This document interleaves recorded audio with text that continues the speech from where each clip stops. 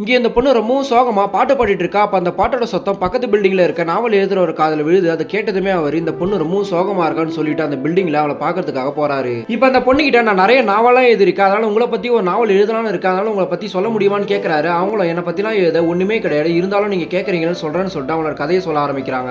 இந்த பொண்ணு சின்ன வயசா இருக்கும்போது அவங்க அப்பா போட்ட ரிங்க தொலைச்சிருவா. அதனால அவங்க தம்பி இந்த பொண்ணு சேர்ந்து தேடிட்டு இருக்காங்க. அப்பன்னு பார்த்து 2 பேர் வந்து நீங்க யாருன்னு கேட்கறாங்க. அப்பதான் அவங்க அப்பா பேரை சொல்றான். ஆக்சுவலா இவங்க 2 பேரையும் தப்பு பண்ணதுக்காக அவங்க அப்பா தான் ஜெயில போட்டுருப்பாரு. இந்த விஷயம் தெரிஞ்சமே இவருக்கு ஒரு பொண்ணு இருக்கு, எப்படியாச்சும் பழி வாங்கணும்னு சொல்லிட்டு நினைக்கிறாங்க. அப்ப இந்த பொண்ணோட ஃப்ரெண்டுக்கு கல்யாணம் ஆகி புகுந்த வீட்டுக்கு அனுப்பி வைக்கும்போது எல்லாரும் அழுகுறாங்க. அதை பார்த்ததுமே இந்த பொண்ணு கல்யாணம் பண்ணி வச்சா எல்லாருமே சிரிக்க தானே சரி, ஏன் அழுகுறாங்கன்னு கேட்கறாங்க. அப்ப அவங்க அப்பா இனிமேல் அந்த பொண்ணு புகுந்த வீட்டுல தான் இருப்பா, இனிமேல் அவங்க வீட்டுல இருக்க மாட்டாங்க, அதனால தான் அழுகுறாங்கன்னு சொல்றாங்க. அதை கேட்டதுமே நான் போனாலும் நீங்க அழுவீங்களான்னு கேட்கறாங்க. அவங்க அப்பா ரொம்ப ஃபீல் பண்ணி அழுவுன்னு சொல்றாரு.